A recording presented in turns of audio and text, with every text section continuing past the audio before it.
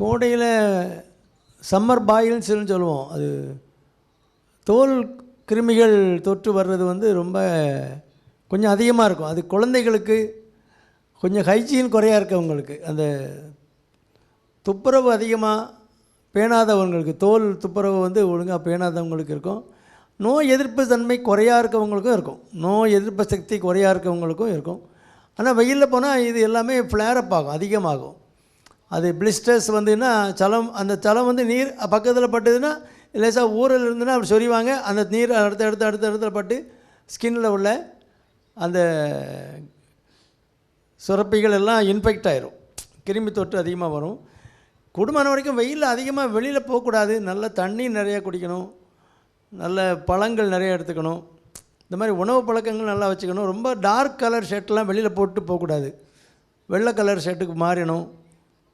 குடை பிடிக்கிற வழக்கம் வந்து நீங்கள் இல்லைன்னு சொன்னீங்க, அது கண்டிப்பாக போகணும் வெளியில் அப்படின்னா கொஞ்சம் குடை பிடிச்சிக்கிறது நல்லது. எல்லாம் இருக்குது சம்மரில் வெளியிலே ஃபீல்டு ஒர்க்கில் இருக்கவங்க ஒரு குடையை எடுத்து வச்சுக்கணும். பைக்கில் போகணும், சுற்றிக்கிட்டே இருக்காங்கன்னா பைக்கில் போயிட்டு ஃபீல்டில் நிற்கும் போதாவது குடையை பிடிச்சிக்கலாம்.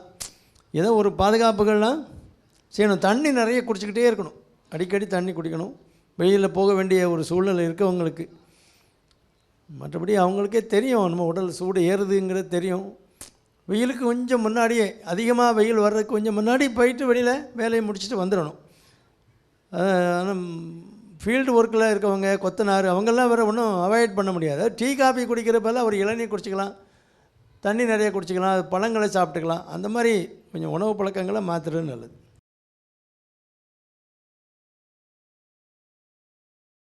ஸ்ட்ரோக் வந்து ரொம்ப வெயில் அதிகமான ஹீட்டில் நிற்கும்போது ரொம்ப சிவியர் டீஹைட்ரேஷன் ஆயிரும். உடம்பில் வேர்வை அதிகமாக போய் கிட்னிக்குரிய சப்ளை எல்லாம் குறைஞ்சி வேசமோட்டார் கொலாப்ஸ், ரத்த நாளங்கள் எல்லாமே சுருக்கம் அடைஞ்சி ஒரு ஷாக் மாதிரி ஆகிடும். பிபியெல்லாம் அன்ரெக்கார்டபுளாக போயிடும். அதான் ஹீட் ஸ்ட்ரோக்குங்கிறது. ஸ்ட்ரோக்குனால் ஒரு தாக்கம், ஹீட்டுனால் வரக்கூடிய தாக்கம். அந்த மாதிரி இண்டிவிஜுவலுக்கும் டெம்பரேச்சரும் ஷூட்டப் ஆயிடும் சில சமயங்களில். அப்போ என்ன பண்ணணும்னா, அந்த நல்ல ஒரு காற்றோட்டமான இடத்துக்கு அந்த ஆளை ஷிஃப்ட் பண்ணி நல்ல காற்று வீசுகிற இடமா வச்சு மேலே ஸ்பஞ்சிங் பண்ணணும். குளிர்ந்த தண்ணியை நினச்சி புழிஞ்சிட்டு நல்ல துணியை மேலே போட்டு விடணும். அப்போ தான் அந்த அந்த சுருங்கின இரத்த குழாய்கள்லாம் நார்மல்ஸுக்கு வரும். சாதாரண டெம்பரேச்சரில் வச்சா போதும். வச்சுட்டு சீக்கிரமாக ஃப்ளூயிட் ரீப்ளேஸ் பண்ணணும், குளுக்கோஸ் ஏற்றி. அது இது ஃபஸ்ட் எய்டு. சும்மா அவங்கள வெயில் இல்லாத இடத்துக்கு ஒரு இடத்துக்கு மாற்றி நல்ல காற்று ஓட்டமாக வச்சு மேலே வந்து ஸ்பஞ்சிங் போட்டுக்கிட்டே இருக்கணும். தண்ணி நினச்சி அதை தொடச்சிக்கிட்டே இருக்கணும். அப்போ இந்த ஹீட் எக்ஸ்சேஞ்ச் ஆகும். உள்ள ஹீட்டு வந்து இந்த துணிக்கு எக்ஸ்சேஞ்ச் ஆகி அந்த இரத்த குழாய்கள்லாம் கொஞ்சம் விரிவடையும். அப்போ அந்த ஸ்டேஜில் நல்லா தண்ணி, வாமிட்டிங் இல்லைன்னா தண்ணி நிறைய குடிக்கலாம். கொடுத்துட்டு அப்படியே இங்கே ஹாஸ்பிட்டல் ஷிஃப்ட் பண்ணி ட்ரிப்பு போட்டு கடன்னு 2 பாயிண்ட் போச்சுன்னா இம்ப்ரூவ் ஆகிடுவாங்க. அது ஹீட்டு ஸ்ட்ரோக்குங்கிறது ரொம்ப வெயிலில் வேலை பார்க்கும்போது, கடுமையான வெயிலில் நிற்பாங்கள்ல, தண்ணி சரியாக குடிக்காமல் இருந்தாலும் வந்துடும். அந்த அவங்க வேசமோட்டார் சிஸ்டம், அவங்களுடைய இரத்த குழாய்கள் வந்து இதை தாங்கக்கூடிய சக்தியில் எல்லாத்தையும் கொலாப்ஸ் ஆகிடுவாங்க. அதனால் அதிகமான வெயிலில் நிற்கக்கூடாது. அப்படி நிற்க வேண்டிய சூழ்நிலை இருக்கும்போது தண்ணி ஆகாரங்கள் அடிக்கடி ரீப்ளேஸ் பண்ணிக்கிட்டே இருக்கணும். ஸ்வெட்டிங் அதிகமாகும் போது இரத்த குழாய்கள் சுருக்கம் அடைஞ்சி ஒரு ஷாக் வர்றது தான் ஹீட் ஸ்ட்ரோக்கு.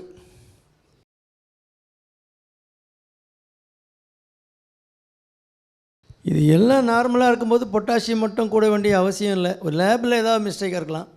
இன்னொரு லேபில் அந்த சோடியம் பொட்டாசியம் எலக்ட்ரோலைட்ஸ் மட்டும் ரிப்பீட் பண்ணுங்கள், அதே மாதிரி நார்மலாக தான் இருக்கும்.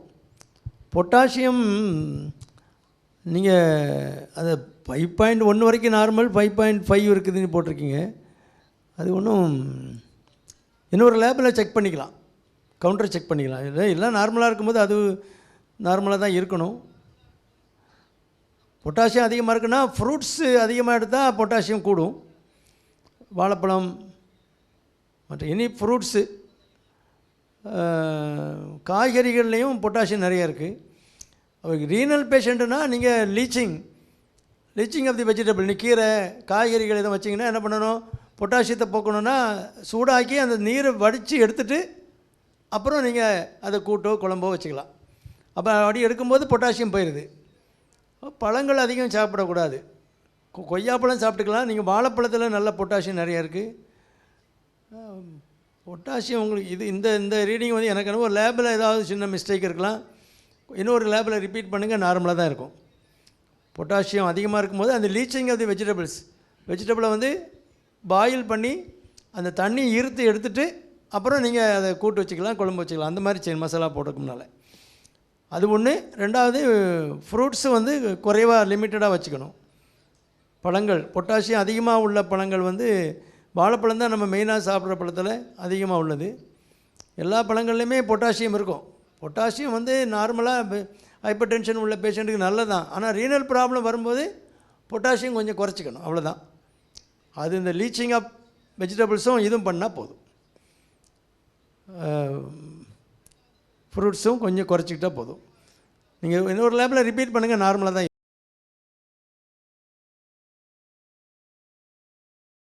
உறவு முறை திருமணத்துக்கும் அது கன்சாங்கியூனஸ் மேரேஜும்பாங்க.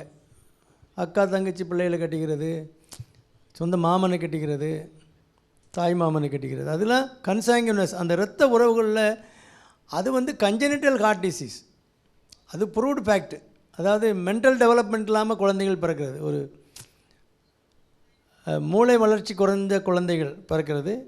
அதில் ஹார்ட் டிசீஸ் பிறவியிலேயே வால்வ் டிஃபெக்ட் இருக்கிறது. Ventricular septal defect, atrial septal டிஃபெக்ட்னு அந்த சேம்பர்களுக்கு இடையில் உள்ள அந்த செப்டம், அந்த சுவற்றில் ஓட்டை கிடக்கிறது. அந்த மாதிரி கன்ஜெனிட்டல் ஹார்ட் டிசீஸ் பிறவிலே உள்ள இரத்த இருதய நோய்கள் வந்து அது ப்ரூவ்டு ஃபேக்ட். கேன்சருக்கு அப்படி கிடையாது. Runs in families. சில கேன்சர், புற்றுநோய் கேன்சர் வந்து அவங்க அம்மாவுக்கு இருந்தால் அந்த பிள்ளைக்கு வர்றதுக்கு வாய்ப்பு கொஞ்சம் கூடுதல். அந்த மாதிரி சில கேன்சர்கள் அப்படி வரலாமே தவிர கேன்சருக்கும் கன்சாங்கியூனஸ் மேரேஜுக்கும் சம்மந்தம் கிடையாது. அதுக்கு காரணங்கள் என்னன்னு கண்டுபிடிக்க முடியல. கண்டுபிடிச்சா தான் நேராக போய் தாக்கிடுவானே. இது சேட்டை பண்ணுறது யாருன்னு செஞ்சால் விடுவானு நம்மளு. எத்தனையோ காரணங்கள் ஆகிப்போச்சு. எவ்வளவோ கெமிக்கல்ஸு உடலில் உள்ள கெமிக்கல்ஸு. நம்ம முதலேருந்தே சாப்பாட்டில் எல்லாமே விஷம் தானே சாப்பிட்றோம். கொஞ்சம் கொஞ்சமாக சாப்பிட்றோம், அதிகமாக சாப்பிட கிடையாது. என்ன வணக்கம். அதனால் நிறைய ஃபேக்டர்ஸ் இருக்குது. ஸ்மோக்கிங் வந்து கேன்சருக்கு, லங் கேன்சரு, மற்றபடி வாய் புற்றுநோய், உணவு குழாயில், மூச்சு குழாயில், லங்ஸில் வர்ற கேன்சருக்கெலாம் புற்றுநோய்க்கு காரணம் ஸ்மோக்குங்கிறது ப்ரூவ் பண்ணிட்டோம். ஆனால் நிறைய நச்சு பொருட்கள் நமக்கு உணவிலேயே கலந்துருக்குது. அதனால் யாருக்கு என்ன புற்றுநோய் எப்போ வருதுங்கன்னு சொல்ல முடியல. அதனால் உணவு பழக்கங்கள்லேயும் நம்ம வந்து அது பாரம்பரிய உணவுகளுக்கு அது கெமிக்கல்ஸு போட்டு பயிர் பண்ணாத நம்ம வந்து ஆர்கானிக் ஃபுட்டுக்கு அந்த முறைகளுக்கு மாறினா நம்ம வந்து அந்த கெமிக்கல்லேருந்து விடுபடலாம். ஏன்னா அந்த மரபணுக்கள் மாற்றப்பட்ட விதைகளை போடும்போது அதுக்கு நீங்கள் மருந்து அடித்தா தான் அது பயிர் விளையும். அதனால் திரும்ப திரும்ப மருந்து அடித்து கீரைக்கே மருந்து அடிச்சிடறானே. கீரைக்கு அடித்தோன்னா அது உறிஞ்சி வச்சுக்கிடும்ல, அதனுடைய கெமிக்கல்ஸ் உறிஞ்சி அது இலையில் வச்சுக்கிடும். அது எத்தனை தடவை கழுவுனாலும் போகாது, அதான் உள்ளே போயிட்டேன். பிறகு அதை தான் நம்ம சாப்பிட வேண்டியிருக்கு. அதனால் இந்த பாரம்பரிய விவசாயத்துக்கு மாறி வந்தால் தான் உணவு குழாயில் உள்ள கேன்சரு, எத்தனையோ கேன்சர் இருக்குது. அதெல்லாம் நம்ம வந்து மாறணும்னா இப்போ அது இன்சிடென்ட்ஸ் ரொம்ப ஹையாக இருக்குது. சின்ன சொன்னீங்க வயசுங்க, ஒரு எந்த வயசில் என்ன கேன்சர் வரணும்னு கொள்ள முடியல. ஏன்னா இவன் சின்ன பிள்ளையிலேருந்தே பிராய்லர் சிக்கன் தான் சாப்பிட்றான். அவன் நடக்க சொன்னால் நடக்க மாட்டேன், உருண்டுட்டு தான் வரான் அந்த பிராய்லர் மாதிரி. அதனால் நாட்டில் எல்லாமே கெமிக்கலாக போச்சு. அதனால் எதுலேருந்து என்ன வருதுன்னு சொல்ல முடியல. எத்தனை கெமிக்கல்ஸ் நம்ம நாட்டில், அதுக்கு ஒரு பெரிய கட்டுப்பாடும் கிடையாது. எந்த நாட்டிலேயே கழிச்சு போட்ட உணவுப் பொருள் உள்ள அந்த அந்த அதில் கலரிங் ஏஜென்ட்டு, ஃப்ளேவரிங் ஏஜென்ட்டு, அந்த அந்த கெமிக்கல்ஸ்லாம் இங்கே யூஸ் பண்ணலான்னு விட்டுறான். அது ஒரு கட்டுப்பாடும் கிடையாது, உணவு கட்டுப்பாடும் கிடையாது. நம்ம ஆட்கள் சாப்பிட்றதுல எது நல்லா ருசியாக இருக்குன்னு தான் பாடுறான்னு தவிர, மீன் எதோ ருசியாக இருக்குன்னு தான் ஓடி வந்து கவிட்டு போயிடும். தூண்டில் என்ன மாட்டிருக்கான்னு டபக்குன்னு கவிட்டு போயிடும், உள்ளே தூண்டில் இருக்குன்னு தெரியாதுல்ல. அதனால் அப்படி தான் நிறையா நடக்குது. கேன்சர் யாருக்கு எப்போ வரும், எந்த கேன்சர் வரும்னு சொல்ல முடியல. அந்த மாதிரி இருக்குது. இருந்தாலும் கேன்சரை ஏர்லியராக ஒரு டவுட்டோடையே நம்ம அந்த வேதியை பார்க்குறவங்கெல்லாம் டவுட்டோடையே சந்தேகப்பட்டு அந்த ஏர்லி ஸ்டேஜில் கண்டுபிடிச்சாங்கன்னா குணப்படுத்தக்கூடிய நிறைய வாய்ப்புகள் இருக்குது. நிறைய கேன்சர் இருக்குது. அப்போ சர்வைக்கல் கர்ப்பப்பை வாய் புற்றுநோய்க்கு இப்போ தடுப்பூசி வந்துடுச்சு. ஏன்னா அது ஒரு ஹியூமன் பேப்பிலோமா வைரஸ்ங்கிற ஒரு வைரஸ் இன்ஃபெக்ஷனால தான் வருது அப்படிங்கிறத கண்டுபிடிச்சிட்டாங்க. இப்போ அதுக்கு வந்து சென்ட்ரல் கவர்மெண்ட்டே அதை வந்து அந்த வேக்சினை ஃப்ரீயாக கொடுக்குது. அது 14 வயசுலேருந்து 20 வயசுக்குள்ள அந்த காலேஜ் கோயிங் அந்த பிள்ளைகளுக்கு கம்பல்சரியாக போடணும்னு கொண்டு வந்துட்டாங்க. அப்படி வரும்போது சர்வைக்கல் கேன்சர் இல்லாமலே போயிடும், கர்ப்பப்பை வாய் புற்றுநோய் இல்லாமலே போயிடும். அதுதான் நிறைய இருக்குது. அப்புறம் மார்பக புற்றுநோய்க்கு ஸ்க்ரீனிங் கேம்ப்ஸ் நிறைய நடத்துகிறாங்க.